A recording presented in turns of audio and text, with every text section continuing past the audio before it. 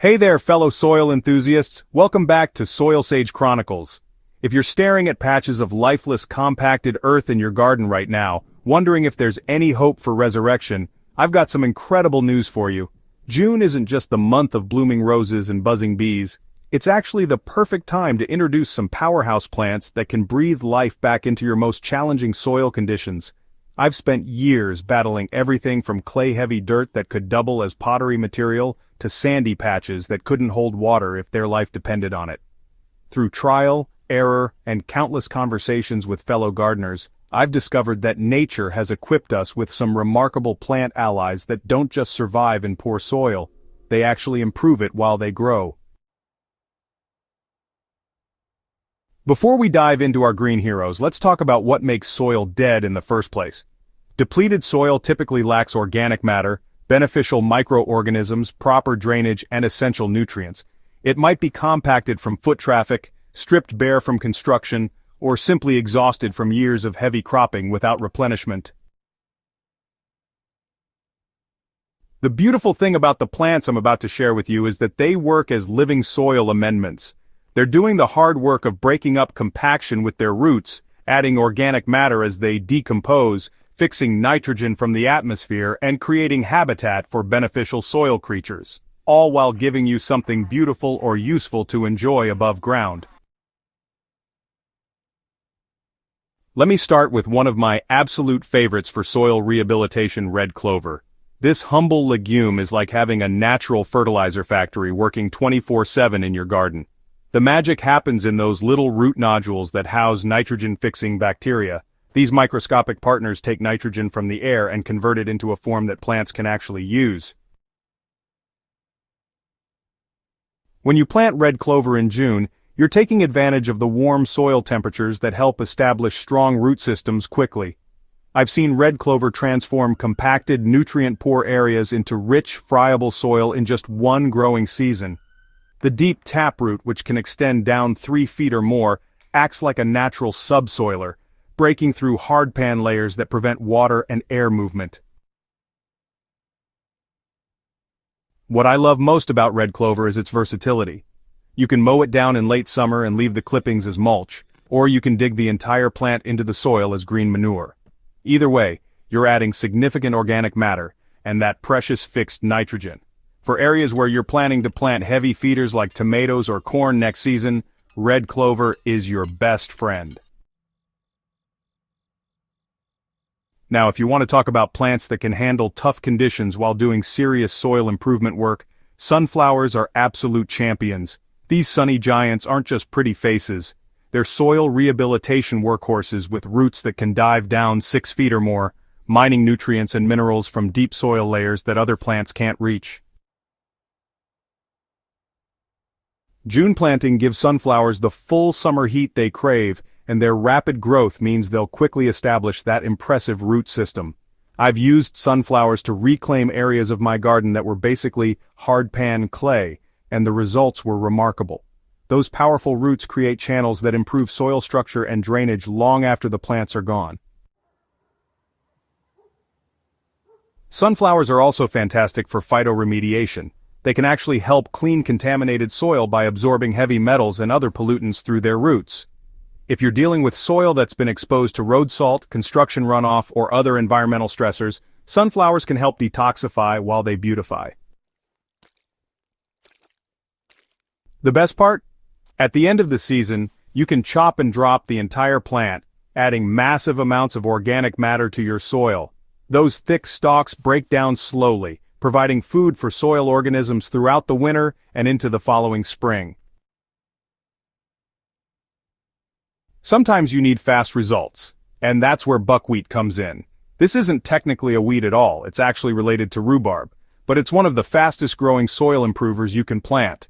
From seed to flower in just 6 to 8 weeks, buckwheat is perfect for those summer windows when you have empty garden space that needs quick attention. What makes buckwheat so special for soil improvement is its ability to mobilize phosphorus. This essential nutrient is often locked up in soil in forms that plants can't access, but buckwheat has the unique ability to release organic acids from its roots that make phosphorus available. When you eventually turn the buckwheat under or let it decompose naturally, that mobilized phosphorus becomes available to your future crops. I love using buckwheat as a living mulch around slower-growing plants or as a quick cover crop in areas where I've harvested early vegetables. The white flowers are absolutely gorgeous and attract beneficial insects like crazy, so you're not just improving soil, you're supporting the entire garden ecosystem. June is actually an ideal time for buckwheat because it prefers warm weather but doesn't handle extreme heat well. Plant it early in the month and you'll have beautiful blooms by mid-July and improved soil structure by August. Comfrey might just be the ultimate soil improvement plant, though it requires a bit more commitment than the others on this list. Once you plant comfrey, you're essentially creating a permanent soil improvement station in your garden. This deep-rooted perennial is what we call a dynamic accumulator. It pulls nutrients from deep in the subsoil and concentrates them in its leaves. The root system of established comfrey can reach down 10 feet or more, accessing nutrients that annual plants never see. Those nutrients get stored in the large, fuzzy leaves, which you can harvest multiple times throughout the growing season. I cut my comfrey plants 4 to 5 times each summer, using the leaves as mulch around hungry plants like tomatoes and squash. What's remarkable about comfrey is how it builds soil biology. The constant decomposition of harvested leaves feeds soil organisms, while the living roots create a network of channels that improve soil structure. Areas around my comfrey plants consistently have the darkest, richest, most biologically active soil in my entire garden. June planting gives comfrey the warm soil it needs to establish quickly. Just remember that comfrey is essentially permanent. Those deep roots mean it's very difficult to remove once established. Choose your location wisely, and you'll have a soil-building powerhouse for decades. Don't let the name fool you. Winter rye planted in June gives you months of soil improvement before it fulfills its destiny as a winter cover crop. This grass is absolutely unmatched when it comes to building soil structure and preventing erosion. The fibrous root system creates an incredible network that binds soil particles together while creating the kind of crumbly texture that every gardener dreams of. What sets winter rye apart is its ability to grow in almost any conditions. Compacted soil, no problem. Poor drainage, rye handles it. Acidic or alkaline conditions, rye adapts. I've used it to stabilize slopes, improve clay soil, and add organic matter to sandy areas that couldn't support much else. The secret to rye's soil-building power is in those roots. A single rye plant can produce over 400 miles of roots and root hairs, creating an incredibly dense network that captures and holds nutrients that might otherwise leach away. When this root system eventually decomposes, it leaves behind channels for air and water movement, plus tremendous amounts of organic matter. June-planted rye will grow through the summer, go dormant in winter, then surge again in early spring before producing seed heads. This gives you nearly a full year of active soil building from a single planting. The beauty of these soil-reviving plants is that they're all relatively easy to establish and maintain. Most can be direct seeded right into the problem areas you're trying to improve. Water them in well during establishment, and then, just let them do their work. Consider mixing several of these plants together for maximum soil improvement. A combination of red clover for nitrogen fixation, sunflowers for deep nutrient mining, and winter rye for structure building can transform even the most challenging soil conditions.